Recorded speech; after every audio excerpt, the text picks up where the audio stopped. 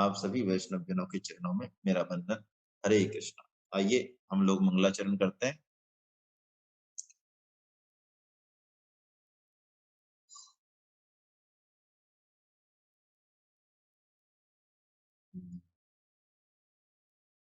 नीलाम्बुज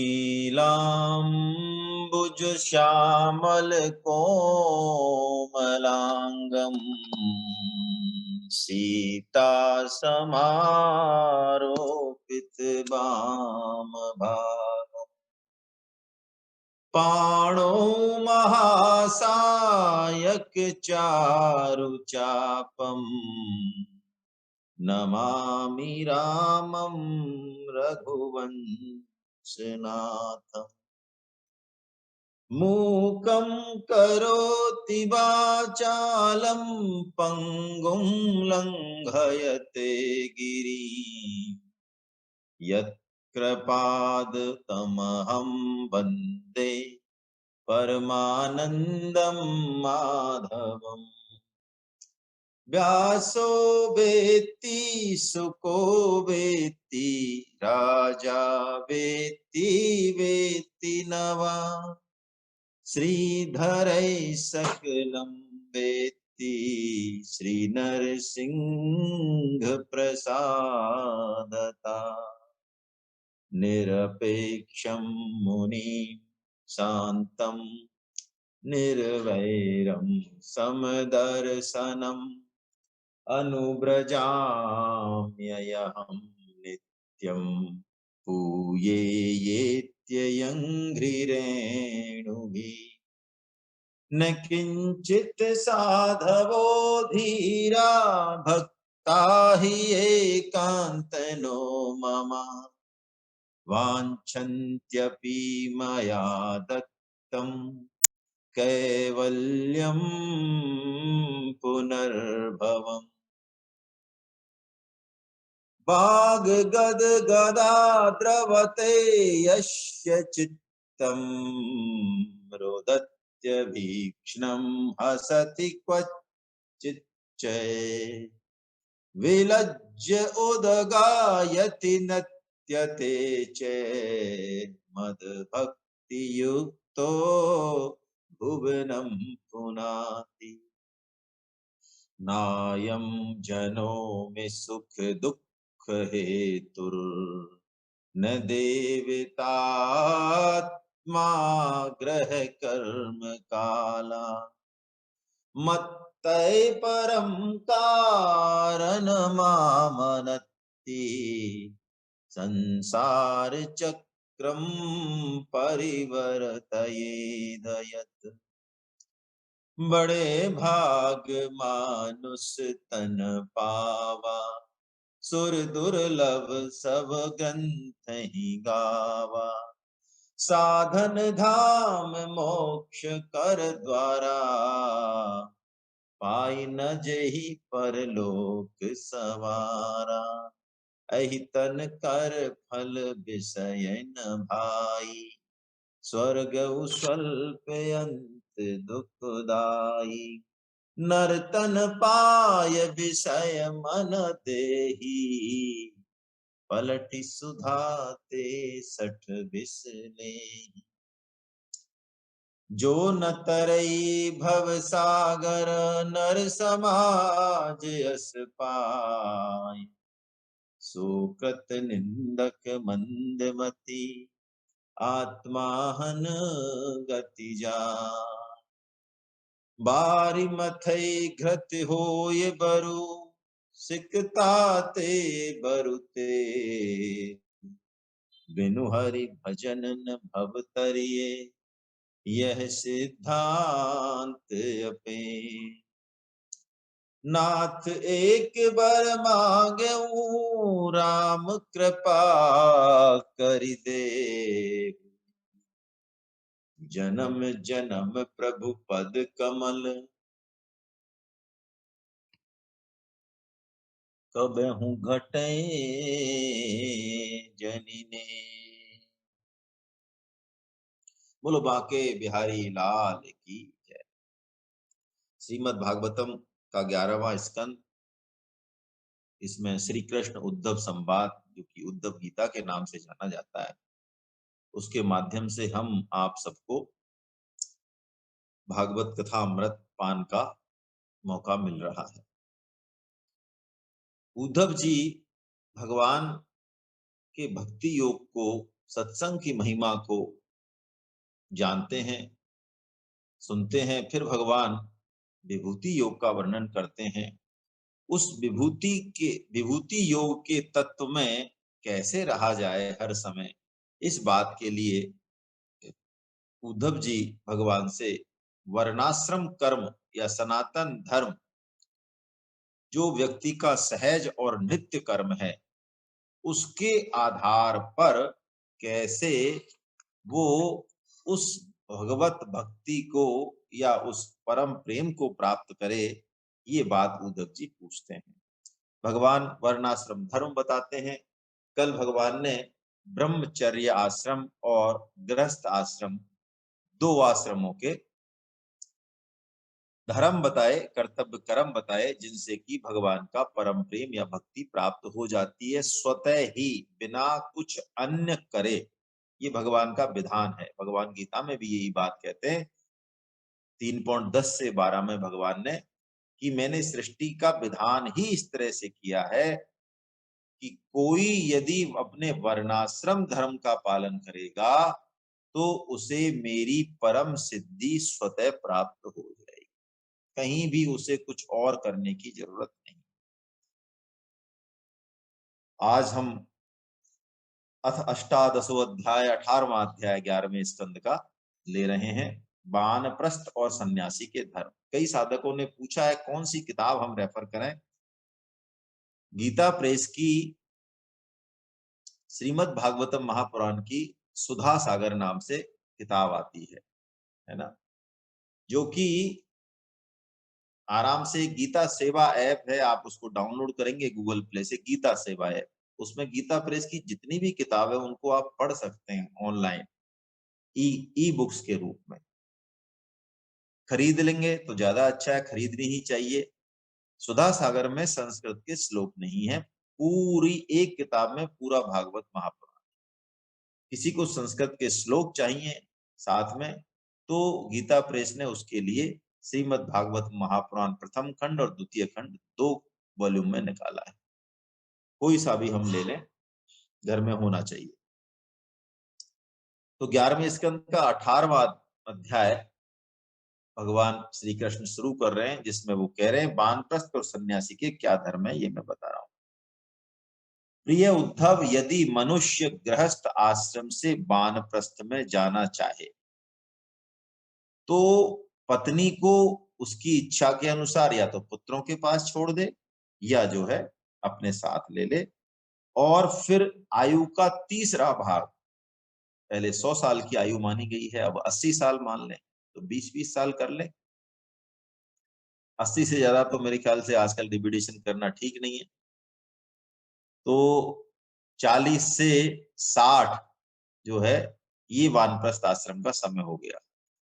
यही असली तैयारी है देखा जाए तो। क्यों? प्राय आजकल जो माहौल चल रहा है उसमें ब्रह्मचर्य और गृहस्थ आश्रम में तो कोई बिरले ही होते हैं, आप जैसे या कोई और ब्रजवासी, कोई कृपा हो पुरानी, जो थोड़ा सा इस तत्व की ओर रुझान हो जाए, नहीं तो बिल्कुल वानप्रस्थ आश्रम में ही ये थोड़ा बहुत समझ में आता है कि जिंदगी का उद्देश्य है क्या, क्या है मानव जीवन का उद्देश्य। पैसा कमाना, नाम कमाना, भोग कमाना, मान बढ़ाई कमाना, यही है क्या या कुछ और भी है, ये बात कुछ धीरे धीरे समझ में आती है भगवत कृपा से। तो 40 से 60 में यदि तैयारी अच्छी हो गई, इस 20 साल में कुछ पढ़ लिया, कुछ सुन लिया, कुछ अपने कर्मों जो किए हैं उनके लिए माफी मांग ली और अब अच्छे कर्म करना चालू कर दिया, अच्छे भाव, तो आगे का जो अंतिम सत्र है जीवन का, जो एंड है, एंड फिल्म का एंड जो है, वो अच्छा होने की उम्मीद है, इसमें कोई दो राय नहीं। और अच्छा यूं होगा, भगवान में जैसे ही हम लगते हैं, नाम जप में जैसे ही हम लगते हैं, सत्संग में हम जैसे ही लगते हैं, आप पक्की बात मानिए, हमारे 99% जो झगड़े हैं ना, जो ईगो प्रॉब्लम है, जो कि बुढ़ापे में ज्यादा होती है, घर वालों के साथ या बाहर वालों के साथ, वो होगी ही नहीं, क्योंकि आपको फुर्सत ही नहीं है। अब कोई ठीक है, छोटा मोटा कोई इज्जत कर रहा है, नहीं कर रहा है, उससे ज्यादा मतलब नहीं, निंदा भाव से मतलब नहीं, फालतू की चीजों से मतलब नहीं, बस।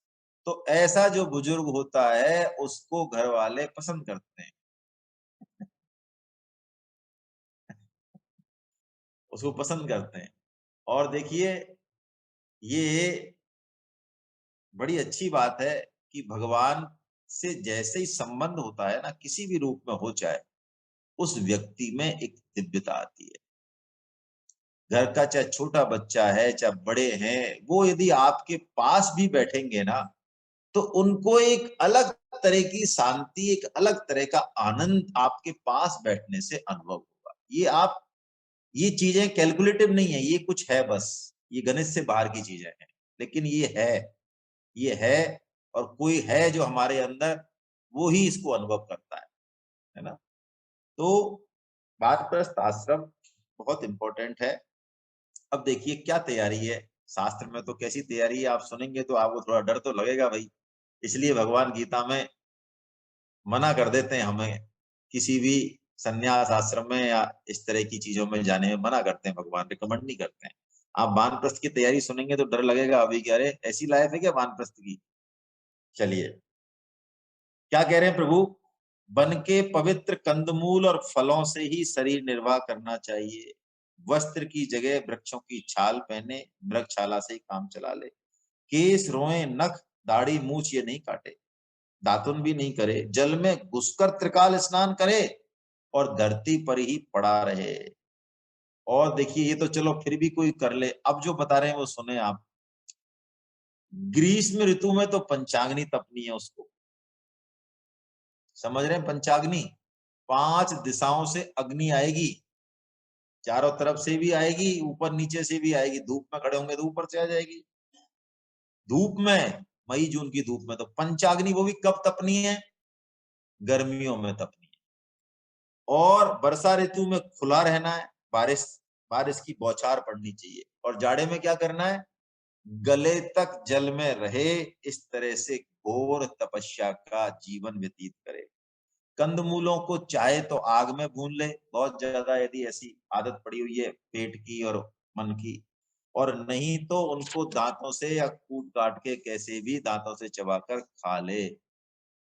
वानप्रस्थी को कौन कौन सा पदार्थ कहाँ कहाँ से कैसे कैसे लाना चाहिए, देश काल का ज्ञान होना चाहिए, इसलिए वो खुद ही लाए, दूसरे के लाए हुए या संचित पदार्थों को काम में नहीं ले।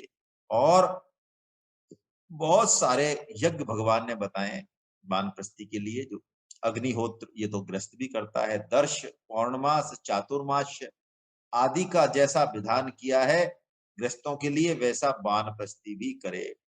इस प्रकार घोर तपस्या करते करते मांस सूख जाने के कारण वानप्रस्थी की एक एक नस दिखने लगती है। और इस तपस्या के द्वारा पहले तो वो ऋषियों के लोग जाता है, और फिर वो मेरे पास आ जाता है, क्योंकि उद्धव तप मेरा ही स्वरूप है। देखिए, यहाँ भगवान ने वानप्रस्थ में तप की महिमा बताई है। बिना तप के कुछ नहीं होगा, यज्ञ दान तप, ये भगवान ने कहा 18.5 में। और तप को तो खुद ब्रह्मा जी ने भी, विष्णु भगवान ने भी, शंकर ने भी, जो उनको रोल दिया गया है उसका आधार तप ही है। मुझे नहीं पता इसका, लेकिन कहते हैं ब्रह्मा जी, भागवतम में पढ़ा है हमने कि ब्रह्मा जी ने सबसे पहले, जब ब्रह्मा जी नाभि कमल से हुए हैं भगवान के, तो कुछ नहीं था, चारों तरफ जल ही जल था, कुछ था ही नहीं। तो अब उन्होंने सोचा कि मैं करूं क्या, पहले तो उन्होंने सोचा कि मेरा उद्गम स्थान कौन सा है, तो वो उस जो कमल की नाल है उसके सिरे पे जाने की कोशिश की कि मैं देखूं तो सही, इस कमल नाल से मैं आया हूं तो मैं देखूं इस कमल नाल कहाँ है, इसका एंड कहाँ है। तो कहते हैं ब्रह्मा जी 1000 वर्षों तक घूमते रहे, लेकिन उनको उस कमल नाल का सिरा ही नहीं, थक गए बैठ गए। क्या करें, कौन है जन्मदाता, हम कौन है, क्या है। तो कहते हैं उनको दो शब्द सुनाई दिए, तप, तप, तप। और मुझे नहीं पता, मैंने देखा नहीं इसको, लेकिन ऐसा सुना है, शायद कहीं आप चेक करके देखना, तय और पे का जो वर्णमाला में स्थान है, उन दोनों का योग यदि हम लगाएं तो शायद 54 बैठता है शायद।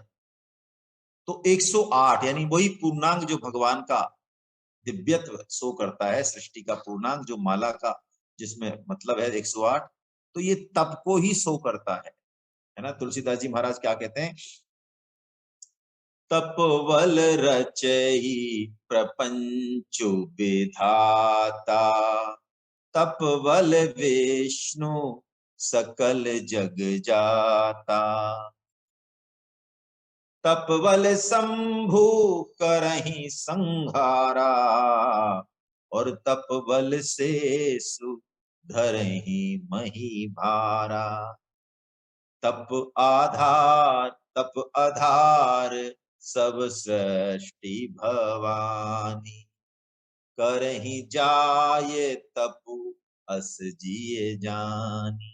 कौन कह रहा है ये माता गिरजा कह रही है, उमा।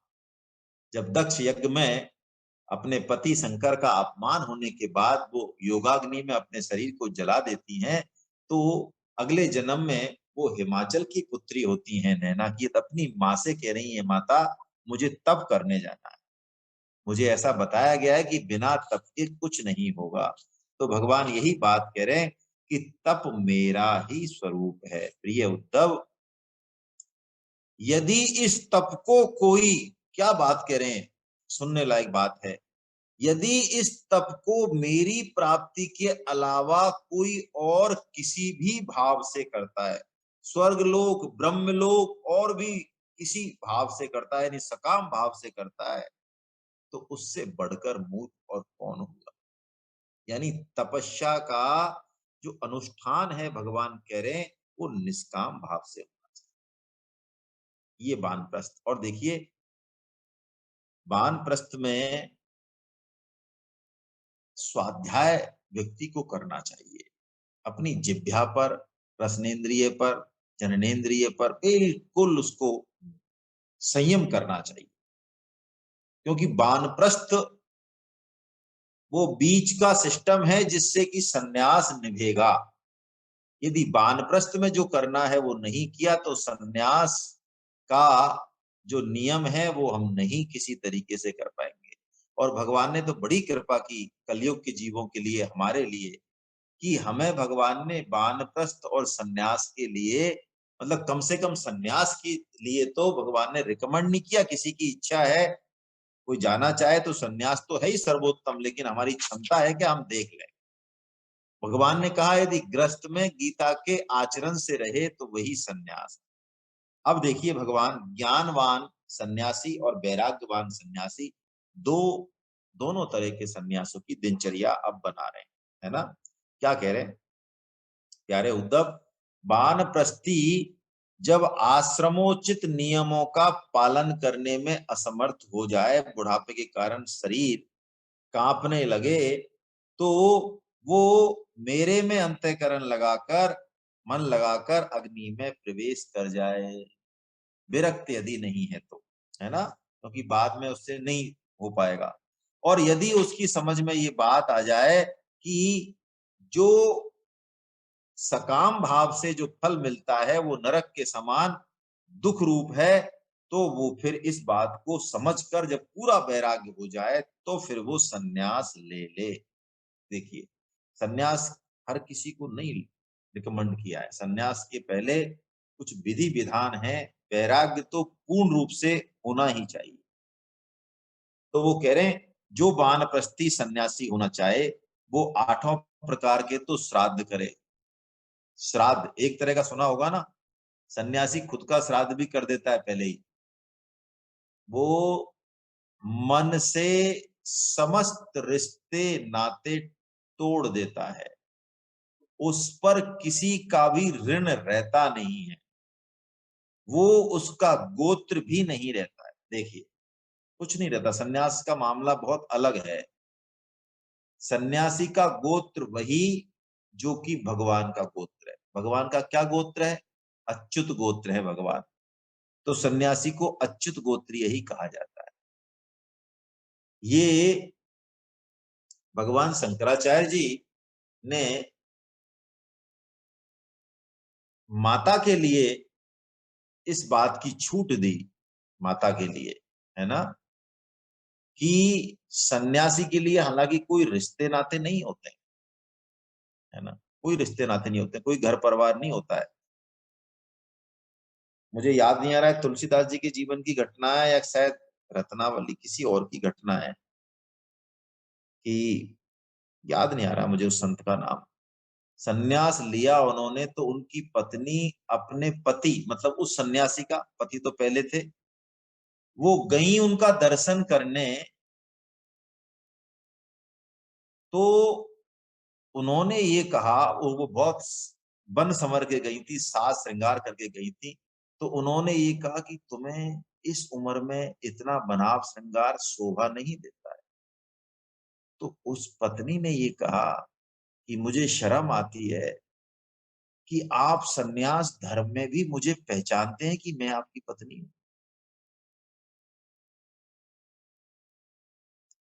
लेकिन माता का जो संबंध है उसको अलग बताया भगवान शंकराचार्य जी ने, क्योंकि भगवान शंकराचार्य जी हो चाहे चैतन्य महाप्रभु जी हो, सन्यास आश्रम यदि पत्नी है या माँ है आपके पीछे से, तो उसकी अनुमति को जरूरी माना गया है। चैतन्य महाप्रभु जी ने भी अपनी पत्नी से अनुमति ली थी, तभी सन्यास आश्रम ग्रहण किया था।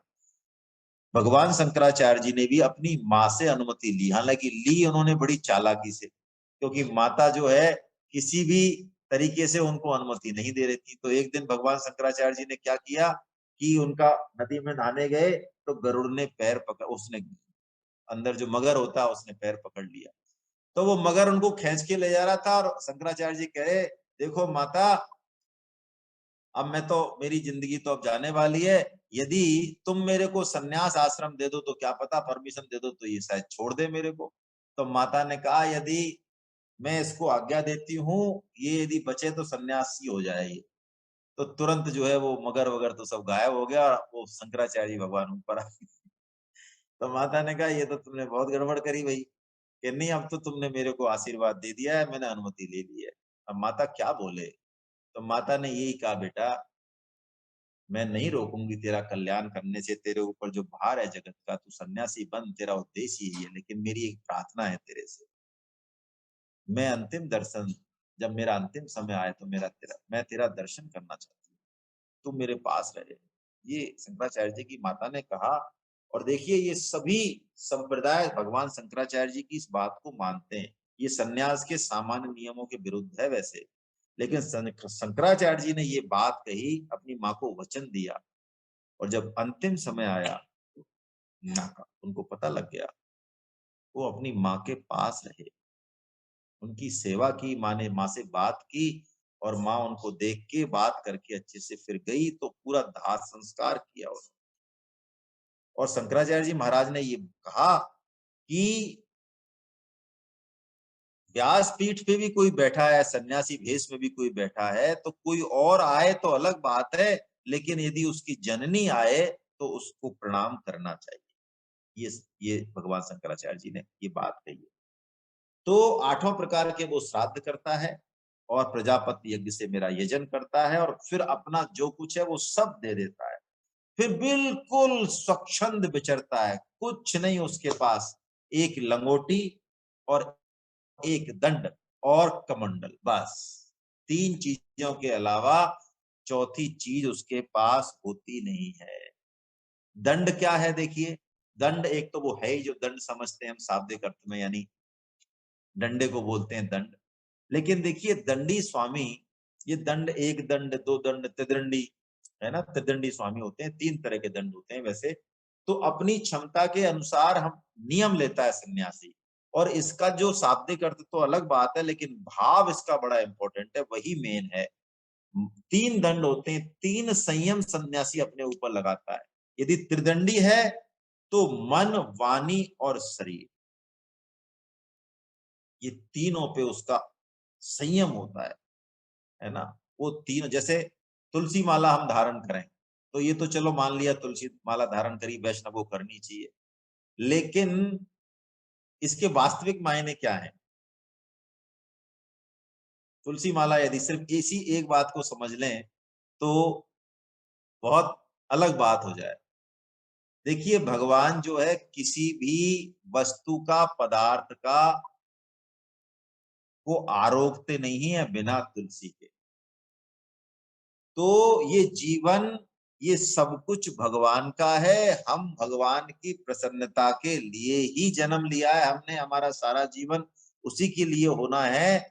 इसलिए तुलसी की माला इस बात का द्योतक है कि अब हमने मन, प्राण, विवेक, विचार से ये धारण कर लिया आज से कि ये जो शरीर है इसको तुलसी माता की शरण हो गई और अब ये भगवान का भोग्य है, भोग्य है भगवान का। भगवान चाहे जैसे इसका भोग लगाए, चाहे जैसा उपयोग करे।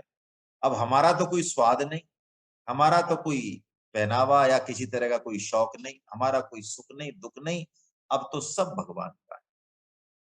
जैसे भगवान चाहे इस शरीर का सदुपयोग करें, ये तुलसी माला का वास्तविक मतलब।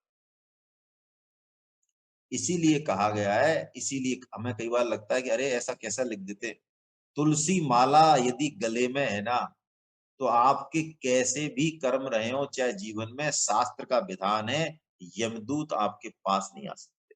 ये शास्त्र विधान है। ये आप दिमाग नहीं लगाया कि साहब उसने ऐसा काम किया, फलाना किया, ढीकना किया। हाँ, किया होगा, किया होगा।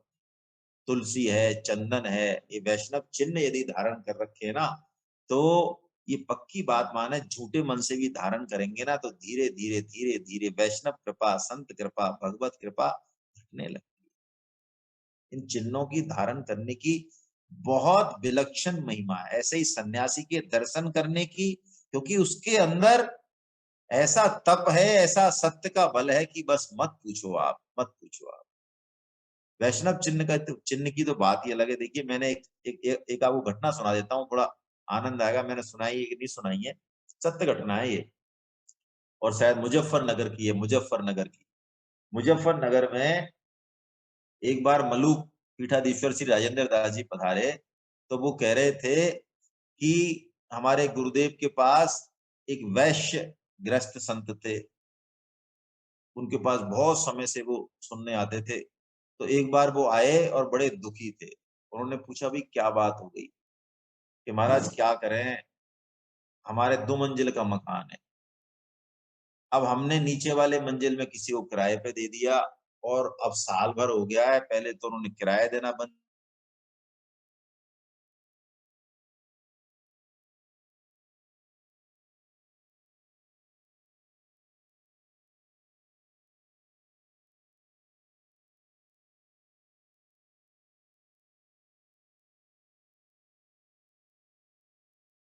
आवाज आ रही है?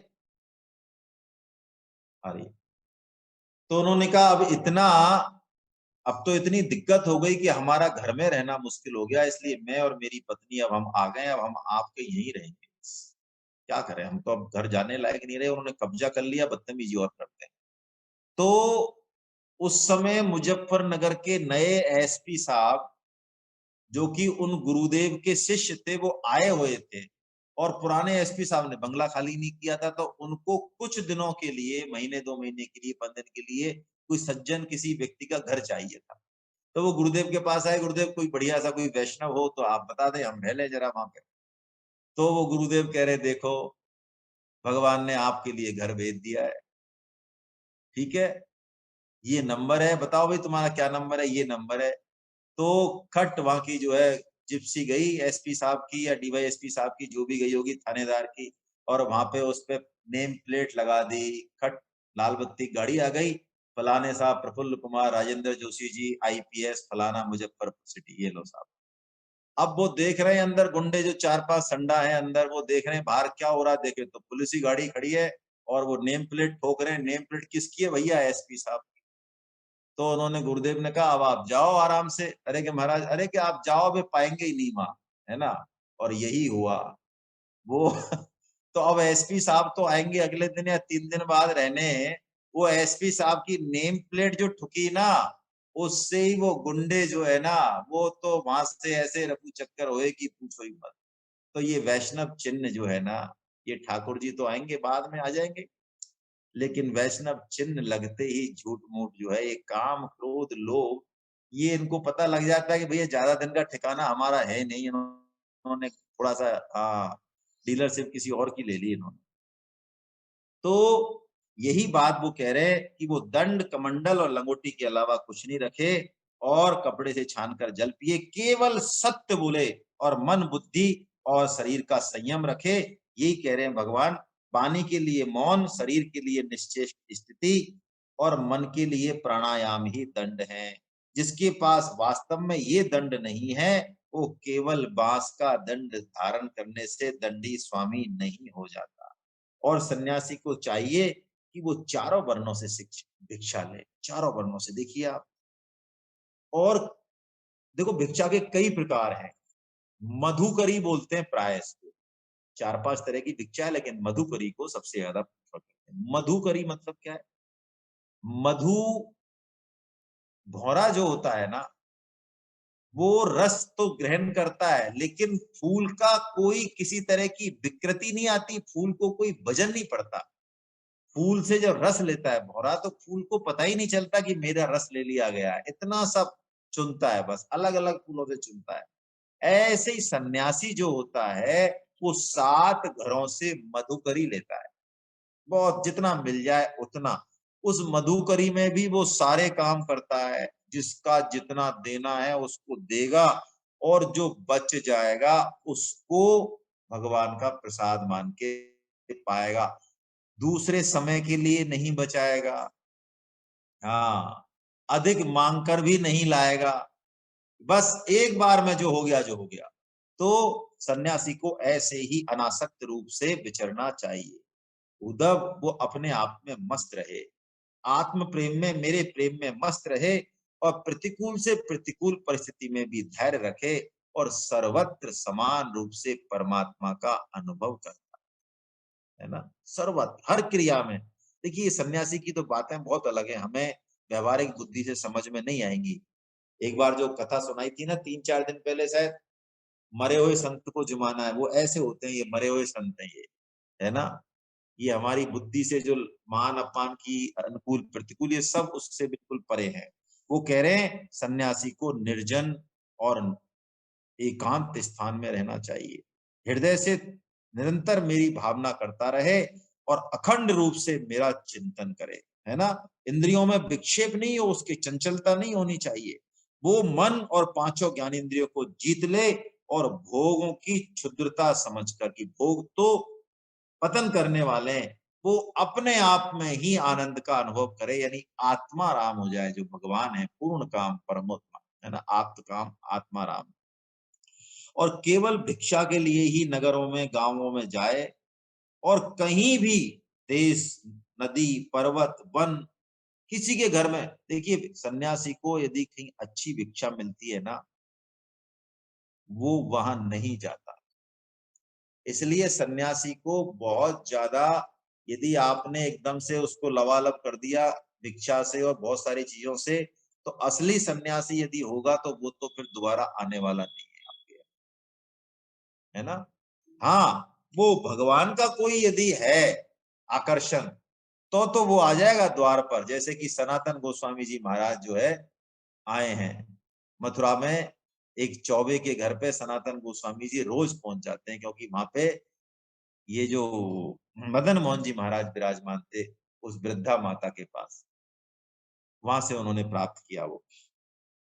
तो वो कह रहे हैं कि भिक्षा भी वो वान प्रस्तियों से ज्यादा ग्रहण करे, ग्रस्तों से नहीं।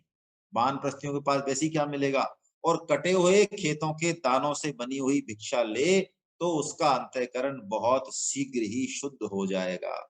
विचारवान सन्यासी, अब ये तो हो गया ज्ञानवान, अब विचारवान वैराग्यवान सन्यासी, हाँ सॉरी वही चल रहा है। दृश्यमान जगत को सत्य नहीं समझे, क्योंकि ये तो नाशवान है ही, इसलिए वो जगत में कहीं भी अपने चित्त को नहीं लगाए, और लोक परलोक में जो कुछ करने की पाने की इच्छा हो, उससे वो विरक्त हो जाए। सन्यासी विचार करे कि ये सारा जगत मायामय है, और फिर ऐसा विचार करके वो अपने स्वरूप में स्थित हो जाए, इस जगत का स्मरण भी नहीं करे। ज्ञाननिष्ठ, विरक्त, मुमुक्षु और मोक्ष की भी अपेक्षा न रखने वाला मेरा भक्त आश्रमों की मर्यादा में बद्ध नहीं है। देखिए यह क्या बात थी भगवान, जिसकी महत्व बुद्धि केवल और केवल भगवान में हो गई, जीवन का सर्वोच्च लक्ष्य भगवत प्राप्ति हो गया, जिसको सत्संग की हृदय से याद आती है, भगवत वाणी सुन के, भगवान का नाम सुन के जिसका हृदय प्रफुल्लित होता है, ऐसा कली काल का भक्त, उसको किसी भी आश्रम में जाने की जरूरत नहीं। ये कह रहे हैं खुद वेद व्यास जी महाराज, है ना। वो तो जो उसको ड्यूटी मिली हुई है ना, वो करता रहे। और जो परमहंस कोटि के हैं, जैसे कि ऋषभ देव जी महाराज, या अनन्य भक्त हैं, सुतीक्ष्ण जी हैं, या बहुत सारे भक्त हैं, उनके लिए भी कोई विधि निषेध लागू नहीं होता है। कोई विधि, ये जो बताए ना वानप्रस्थ के, सन्यासी के, कोई विधि निषेध नहीं है, वो जो कर दें वही सही है। जैसे मैं आपको बताऊं, ऋषभ देव जी के लिए आया, अब आपको यहां से समझना चाहिए, ऋषभ देव जी के लिए आया कि वो अपने मल में लिपटे पड़े हुए रहते थे। अब ये बात यदि अच्छे से बैकग्राउंड नहीं बने तो हम कहेंगे अरे यार ये भागवतम वाले पता नहीं क्या सुनाते रहते हैं, मतलब इतनी तो अकल होनी चाहिए यार, जितनी कम से कम हम में है ना। मल में ही लिपटे पड़े रहते हैं, और साफ कर लेंगे तो क्या हो जाएगा। कई तरह के कुतर्क, कई तरह की कुबुद्धि हमारी इस भगवत वाणी में प्रयुक्त होगी। क्यों? वो परमहंस कोटि का जो मामला है, जिसका आइडिया ही नहीं है हमें कुछ, और टीका टिप्पणी करे बिना हम मानेंगे नहीं। इसलिए ऐसी गुह्यतम बातों को कहना ही नहीं चाहिए, जैसा कि भगवान ने लॉक लगाया गीता में। जैसे ही 18.65 और 66 कहा, खट लॉक लगा दिया भगवान ने, मत कहना। कम से कम 4 कैटेगरी के लोगों को तो मत कहना। तो जो परमहंस कोटि के हैं, वो तो उनको कोई भी नियम, इवन की विधि निषेध भी, हालांकि वो विधि निषेध का खंडन नहीं करते हैं, करते हैं वो विधि निषेध का पालन, लेकिन स्वतः होता है उनसे, वो जान के नहीं करते हैं, है ना। तो वो तो जड़वत पागल की तरह उन्मुक्त होकर आचरण करते हैं ना, उनकी बात अलग है। अब ये कह रहे हैं कि जो सन्यासी है वो वेदों के कर्मकांड भाग की व्याख्या में ज्यादा नहीं लगे, पाखंड नहीं करे, तर्क वितर्क से बचे, और जहां कोरा वाद विवाद हो रहा हो वहां कोई पक्ष नहीं ले। वो इतना धैर्यवान हो कि मन में किसी भी प्राणी के प्रति उद्विग्न नहीं करे, कोई उसकी निंदा करे चाहे उसकी प्रशंसा करे, दोनों में ही वो बिल्कुल एक भाव से रहे, जैसा कि भगवान शायद 5.20 में कहते हैं, है ना। 12.15 में भी कहते हैं, 5.20 में कहते हैं ना भगवान, न प्रियश्यते प्रिय प्राप्यम न द्विजित प्राप्य च प्रियम, स्थिर बुद्धि रसमूढ़ो ब्रह्मविद ब्रह्मणि स्थिता। ये वही सन्यास की स्थिति है बिल्कुल। उद्धव इस शरीर के लिए किसी से भी बैर नहीं करे, ऐसा बैर तो पशु करते हैं। और देखिए क्या बात कह रहे हैं भगवान, सन्यासी की दृष्टि कैसी बता रहे हैं, क्या कह रहे हैं। एक ही चंद्रमा जैसे अलग अलग जल से भरे पात्रों में अलग अलग दिखता है, ऐसे ही एक ही आत्मा सभी प्राणियों में, सभी पंचभूतों से बने हुए शरीरों में दिखता है, ऐसा सन्यासी को अनुभव हो जाता है। यानी मेरी आत्मा और सामने वाले की आत्मा एक ही है, ऐसा उसको अनुभव हो जाता है। फिर वो हर्ष और विषाद से परे हो जाता है। भोजन मिले तो ठीक, नहीं मिले तो ठीक, है ना। भिक्षा उसे अवश्य मांगनी चाहिए, क्योंकि भिक्षा से प्राणों की रक्षा होती है, प्राण से ही तत्व विचार होता है, और तत्व विचार से ही मुक्ति मिलती है। लेकिन करने में सावधान और होने में प्रसन्न रहे, है ना। मिली कि नहीं मिली, अच्छी मिली कि बुरी मिली, इससे उसका कोई ज्यादा मतलब होना नहीं है। जैसा कि भगवान खुद का उदाहरण दे रहे हैं कि मैं परमेश्वर होकर भी सभी नियमों का पालन करता हूं। परमेश्वर होकर मुझे कोई जरूरत नहीं है, न बाप न बाप तब्यम, भगवान कहते हैं ना 3.22 में, वर्त ए विचय कर्मणि, फिर भी मैं नियमों का पालन करता हूं लोक शिक्षण के लिए। ऐसे ही सन्यासी भी करे, लेकिन उसका असली तत्व वो नहीं भूले, विधि किंकर नहीं बन जाए। एक शब्द दिया यहाँ पे, विधि किंकर। क्या मतलब है इसका? भगवान क्या कहना चाह रहे हैं? विधि किंकर नहीं बन जाए। देखिए, कई बार क्या होता है, हमारे साथ भी ये चीजें होती हैं। साधन की शुचिता, साधन में निष्ठा बहुत आवश्यक है, होनी चाहिए। लेकिन कई बार हमारी ऐसी बुद्धि हो जाती है कि साधन में हम इतने पर्टिकुलर हो जाते हैं, इतने पिन पॉइंटेड हो जाते हैं, छोटी मोटी हर चीजों पे, कर्म कांडों में इतना उलझ जाते हैं कि साधन में ही उलझ जाते हैं, साध्य को तो भूल ही जाते हैं। विधि किंकर मतलब विधि निषेधों में ही रह जाना, उस विधि निषेध का पालन करके क्या प्राप्त करना है, इससे ज्यादा मतलब नहीं रह जाए, तो ऐसा विधि किंकर नहीं बने। अब भगवान कह रहे हैं, उद्धव जी, मैं ज्ञानवान या वैराग्यवान सन्यासी की बात करता हूं। वो क्या करे? वो तो वैराग्यवान तो पूरे संसार को दुख ही दुख यानी माया में मानकर विरक्त हो जाए, और भगवत चिंतन में तन्मय रहने वाले जो गुरु हैं, ब्रह्मनिष्ठ सदगुरु, उनकी शरण ग्रहण करे, गुरु की दृढ़ भक्ति करे, श्रद्धा रखे, उनमें दोष कभी नहीं निकाले, और जब तक ब्रह्म का ज्ञान नहीं हो, अनुभव नहीं हो, गुरु में अपना ही, मेरा ही रूप देखे। देखिए, गुरु के प्रति श्रद्धा हो या भगवत प्राप्ति का अटल निश्चय हो, यानी विवेक पे पूर्ण, वो एक ही बात है। इसी से ही भगवत तत्व हृदय में प्रकट होता है। हम मानस से यदि उठाएं तो कैसा दृढ़ निश्चय माता पार्वती का है, तप करने चली जाती हैं वो। आज हमने तप की चौपाई तो ली उनकी। उसके बाद भगवान शंकर उनके तप से तो प्रसन्न हो जाते हैं, लेकिन एक लास्ट हर्डल डालते हैं। वो सप्त ऋषियों को भेजते हैं।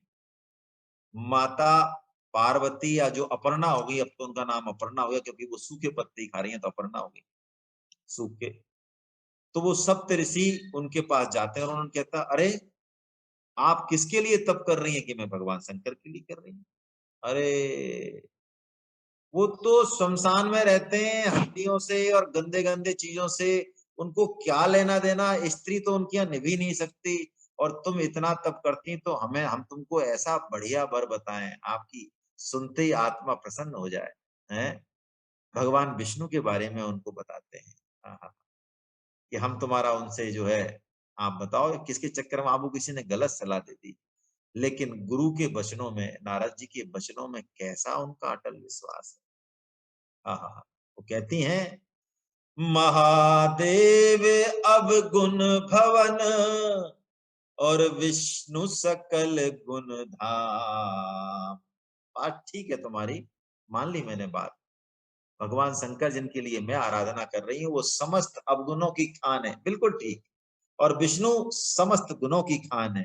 लेकिन तुमने देर कर दी भैया, लेट आए तुम। हैं? अरे जेहि कर मन रम जाहि सन, ते ही सन काम। अब तो मैं अपना ये मन, दिल, बुद्धि, विवेक सब दे चुकी हूं उन्हीं को।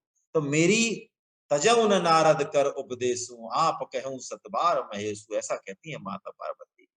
तो कहता है शास्त्र, गुरु के वचन प्रतीति न जेही, गुरु के वचनों में जिसका विश्वास नहीं है ना, और सपने हूं सुगम न सुख सिद्धि ते, फिर उसको सिद्धि नहीं मिलेगी। तो यही बात कह रहे हैं भगवान कि गुरु रूप में वो मुझे ही देखे, और पांच इंद्रियां, मन और इंद्रिय रूपी घोड़े, बुद्धि रूपी सारथी, हृदय में ज्ञान वैराग्य, इन सब का वो ध्यान रखे, और त्रिदंडी सन्यासी का वेश धारण करके पेट पालन करता रहे। ओ सॉरी, इनका, वो सॉरी गलत बोल गया मैं। वो कह रहे हैं जिसकी पांच इंद्रियां और मन, इन पर विजय नहीं है, बुद्धि रूपी घोड़े, इंद्रिय रूपी घोड़े, बुद्धि रूपी सारथी बिगड़ा हुआ है, हृदय में ना ज्ञान है ना वैराग्य, और पेट पालन के लिए ही जो सन्यास धर्म का नाटक कर रहा है, वो तो महान ठग है। सन्यास धर्म का बल्कि सत्यानाश कर रहा है। एक बड़ा प्यारा भजन है, किसका मुझे याद नहीं आ रहा है, कि बेसधारी हरि के उर साले, बेसधारी हरि के उर साले, बहुत प्यारा भजन है, मुझे याद नहीं आ रहा है। यानी जो बेसधारी होके भी और ऊट पटांग काम करें। कथा में तो कह रहे हैं माया से कोई मतलब नहीं है, और वास्तव में कह रहे हैं कि नहीं, हमको दे जाओ तुम तो सब माया, तुम तो हो जाओ फ्री। बोल तो रहे कि नहीं, कोई भोग भोग नहीं, और दृष्टि वहीं जमी हुई है, कैसे जो है भोग और वो मिले, मान बड़ाई मिले। तो ऐसा यदि वेश धारण करके करते हैं ना हम, तो भगवान के हृदय को वो बहुत सालता है। क्यों? क्यों सालता है? दूसरों को इस वेश के प्रति दोष दृष्टि करने का वो पापी है बहुत बड़ा। यदि वो ऐसा पाप नहीं करे तो कम से कम वेश देख के हमारे मन में सत प्रेरणा हो। लेकिन यदि कोई भी ऐसा करता है वेश धारण करके या इस तरह का वैष्णव चिन्ह धारण करके, और जो है गलत वो करता है, तो भगवान कहते हैं वो मुझे ठग रहा है ना। तो वो लोक और परलोक दोनों से हाथ धो बैठता है। हे उद्धव, तुम्हें समझना चाहिए, सन्यासी का मुख्य धर्म है शांति और अहिंसा, वानप्रस्थी का मुख्य धर्म है तपस्या और भगवत भाव, गृहस्थ का मुख्य धर्म है प्राणियों की रक्षा और यज्ञ यागादि, और ब्रह्मचारी का मुख्य धर्म है आचार्य की सेवा। गृहस्थ भी ब्रह्मचर्य का पालन कर सकता है यदि वो ऋतु काल में ही स्त्री सहवास करे, और ब्रह्मचर्य, तपस्या, शौच, संतोष और समस्त प्राणियों के प्रति प्रेम भाव, ये मेरे मुख्य धर्म है, इनका पालन तो सबको करना चाहिए, गृहस्थ को भी करना चाहिए। तो भगवान ने अंत में कहा सार रूप में, जो पुरुष इस प्रकार अनन्य भाव से अपने वर्णाश्रम धर्म के द्वारा मेरी सेवा में लगा रहता है और समस्त प्राणियों में मेरी भावना करता है, उसे मेरी अविचल भक्ति प्राप्त हो जाती है। कल जब इस वर्णाश्रम धर्म की क्लास चल रही थी तो अचानक परम श्रद्धेय स्वामी जी महाराज का एक मैसेज मुझे मिल गया, जो मैंने आज सबको भेजा भी है। देखिए, परम श्रद्धेय स्वामी जी महाराज तो इन शास्त्रों का रस निकाल सकते हैं, हमारी दृष्टि नहीं जाती। तोते की तरह पढ़ते हैं, कुछ तो मिले इसलिए पढ़ते हैं, तोते की तरह भी कुछ तो मिलेगा। स्वामी जी ने बड़ी स्पष्ट कहा, इस आज का जो प्रवचन भेजा था स्वामी जी का, कि वास्तव में साधक तो अपने आप को किसी आश्रम का माने ही नहीं। क्यों नहीं माने? क्योंकि आश्रम तो किसका होगा? शरीर का होगा।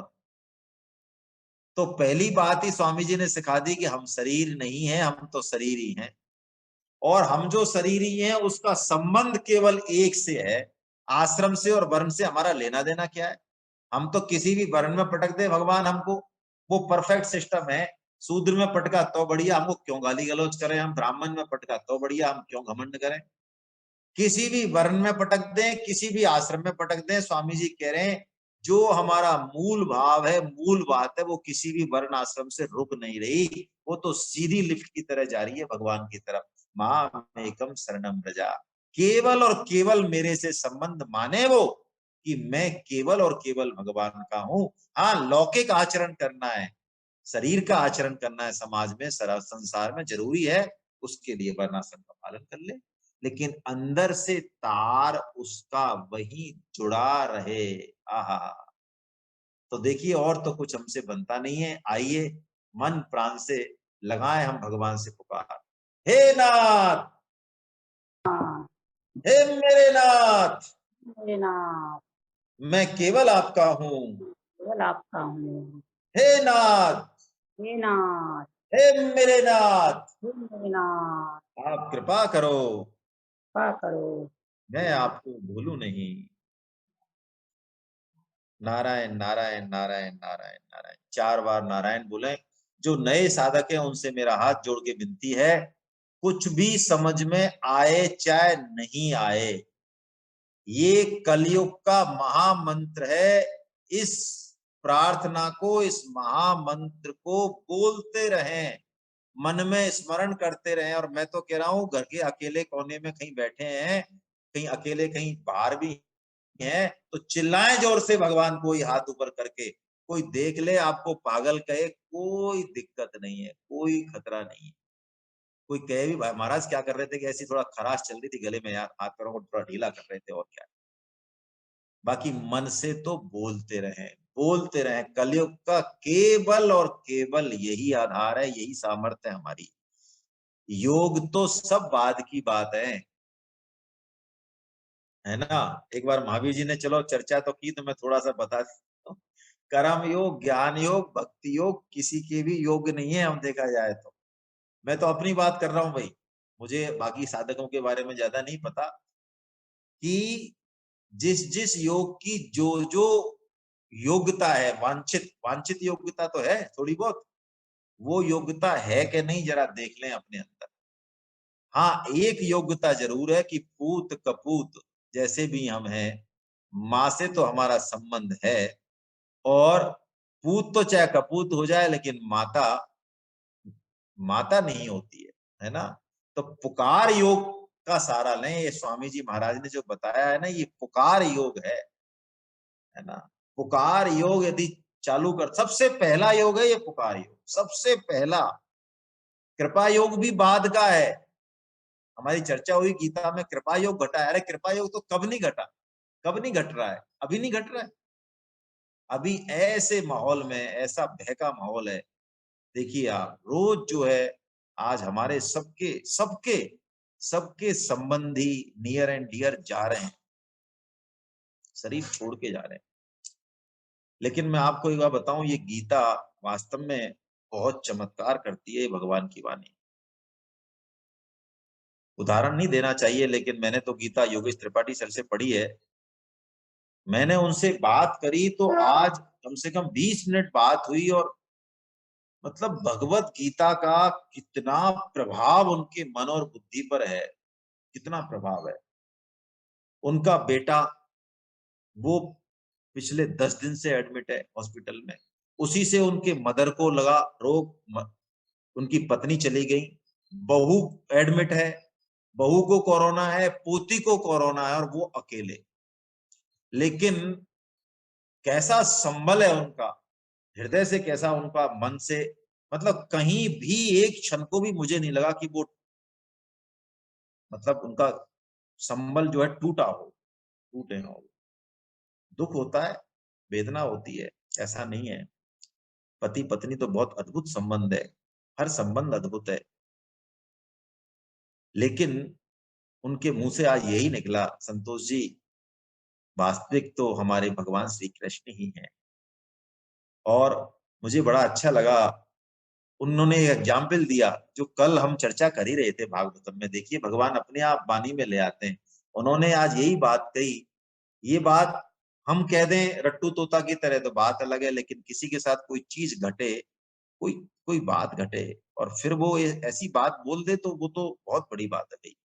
उन्होंने कहा, संतोष जी सभी लोग जैसे प्याऊ पर बटोही इकट्ठे नहीं होते हैं, ऐसे हम लोग हैं,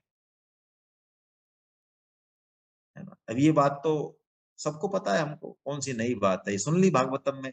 और अब तो हम कोई बोलेगा तो हम कहते हैं हाँ, तू चुप हो जा, पहले हम बताते हैं, हमें पता है, तो क्या पता है, हमने पढ़ी है, तेने क्या पढ़ी है भागवतम। लेकिन जब इस बात की जरूरत पड़े समझने की और बोलने की, तब ये बात हृदय से निकले, वो बात तो बहुत ही विलक्षण भगवत वाणी का।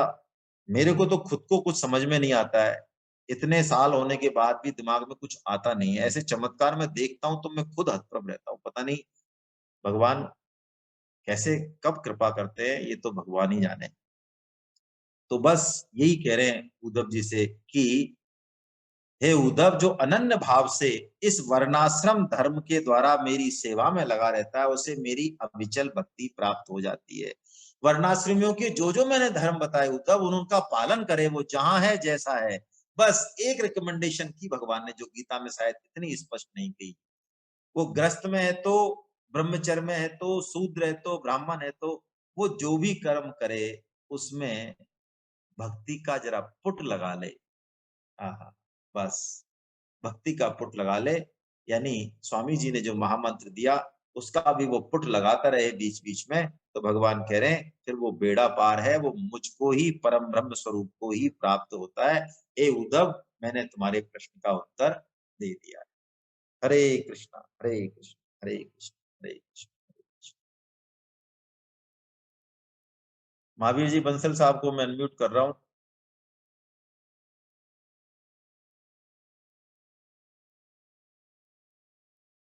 आपको भी महावीर जी बंसल साहब वो बहुत बहुत धन्यवाद प्रेषित कर रहे थे। आपने भी उनकी, वो गए देहरादून तो काफी हेल्प की, है ना। हरे कृष्णा सर, हरे हरे कृष्णा कृष्णा। सर। कुछ हेल्प बन नहीं पाई उनकी, लेकिन ये नहीं नहीं, उनका जो बड़प्पन बहुत है। जैसा भी है वो बड़ा अच्छा कह रहे थे कि मुझे महावीर बंसल साहब ने बहुत ही अच्छे से जो है, हम टच में रहे बहुत अच्छे से, उन्होंने हेल्प भी की बेड वगैरह में, बता रहे थे मुझे। हरे कृष्णा सर। और कुछ कहना चाह रहे तो हैं सर गीता बस परिचय अभियान के लिए? यही गीता प्रचार की बात सर, एक ही बात है ना। तो व्यापारी को पूछोगे तो व्यापार की बात करेगा। तो यही है कि सब लोग जो है मिलके, हाँ, तो और ये हम सब लोग आपके व्यापारी वो है, ग्राहक हैं सब आपके, इनको जाने मत दो, ये जितने भी है ना, ये सब आपके ग्राहक हैं। बिल्कुल। तो अपने हाँ, जो है प्रमोट करें गीता को, जितना ज्यादा प्रमोट कर सकें। तो जो है अपना जो क्लासेस का जो सिस्टम है वो अच्छे से बन पाएगा, और जून में हम लोग निश्चित रूप से शुरू करेंगे। अब मैं एक काम करने जा रहा हूँ भाई, कल से, मैंने पहले भी निवेदन किया, वीडियोस थोड़ा ऑन करेंगे जिससे अलर्टनेस रहे, पहली चीज। और जिस जिसके दर्शन मुझे होते रहेंगे उसे मैं यही पूछता रहूंगा, बाई नेम पूछता रहूंगा, भाई कितने रजिस्ट्रेशन कराए बताओ, है ना। सही है सर। हाँ, अब बाई नेम पूछना पड़ेगा अब, क्योंकि सबकी जिम्मेदारी मतलब मेरी तो नहीं है भैया। देखो जैसा आप देखो, इस कॉलोनी में जो है झाड़ू लगाना सबकी जिम्मेदारी है, हाँ बस, सबकी है ना, सब में अपन नहीं आते हैं, अपन नहीं आते सब में, अब लगाए लगाने वाले, है ना। चलिए, राजेंद्र जोशी साहब ने हाथ खड़ा किया था, पर पता नहीं कैसे, जोशी साहब ने किया था क्या, हाथ खड़ा किया था ऐसा मुझे लग रहा है। चलिए, कोई बात नहीं, किसी के मन में और कोई बात हो, चलिए साहब, किसी के मन में भी किसी कोई तरह की कोई सजेशन हो बात, किसी क्लास के बारे हाँ में कुछ? कोई सजेशन भी हो तो कृपया, कोई टिप्पणी भी हो तो कर सकते हैं आप, है ना। राजीव अग्रवाल साहब, बिल्कुल, राजीव अग्रवाल साहब कुछ कहना चाह रहे हैं, मैं उनको अनम्यूट कर रहा हूँ जी sir. Hare Krishna sir. Hare Hare Krishna Krishna sir. Sir sir हम लोग महावीर बंसल जी के अभियान में फ्रेंचाइजी हैं, ग्राहक नहीं हैं उनके। हम सब फ्रेंचाइजी हैं, फ्रेंचाइजी आप, फ्रेंचाइजी का काम हम भाई लोग फ्रेंचाइजी तो हर एक कोई लेने की हिम्मत नहीं है, आप तो ले सकते हो, मुझे पता है, मृदुला जी मैडम है, आप तो फ्रेंचाइजी ले सकते हो, बाकी जी और जी भी हैं तो वो तो वैसे ही हैं, ग्राहक छोटा मोटा सामान खरीद के चले जाएंगे। जी जी जी नहीं, हम लोग सर पूरी कोशिश करेंगे, इसको अभियान को बहुत बढ़ा रहे हैं, बहुत बढ़िया है। बढ़िया बढ़ाएंगे। राजेश जी, बहुत बढ़िया।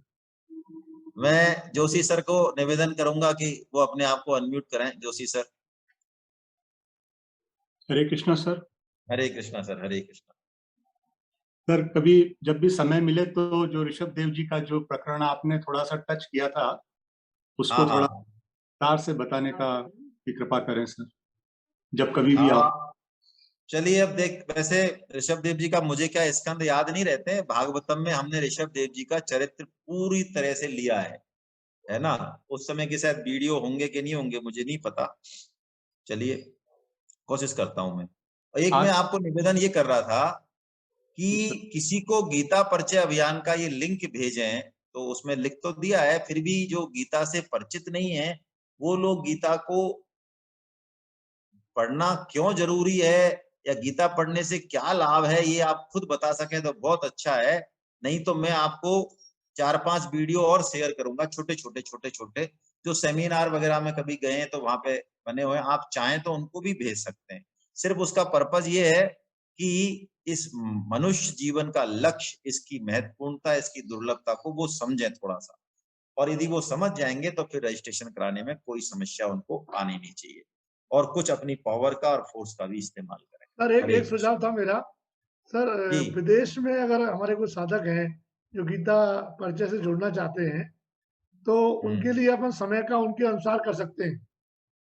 जैसे दिन में उनके यहाँ जो सुविधाजनक समय हो, उसके हिसाब से एक क्लास डिजाइन कर सकते हैं उनके लिए।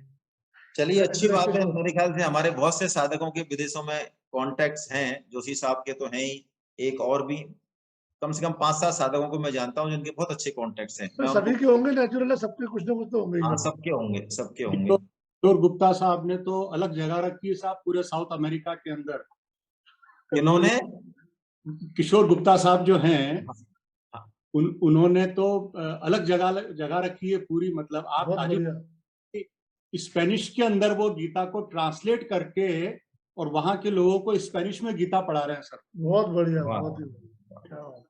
तो किशोर गुप्ता सर को आप कहिएगा सर कि थोड़ा सा इस गीता परिचय अभियान में भी साधकों को जोड़ें। यदि इंग्लिश में पढ़ाना होगा तो थोड़ा समस्या आएगी, या तो फिर हम आपको निवेदन करेंगे, लेकिन एक बार जोड़ें। इंग्लिश में भी यदि कोर्स चालू करना होगा तो देखेंगे, देखो क्या कर सकते हैं, है सर ना? वो तो आपके अनन्य भक्त हैं वैसे ही।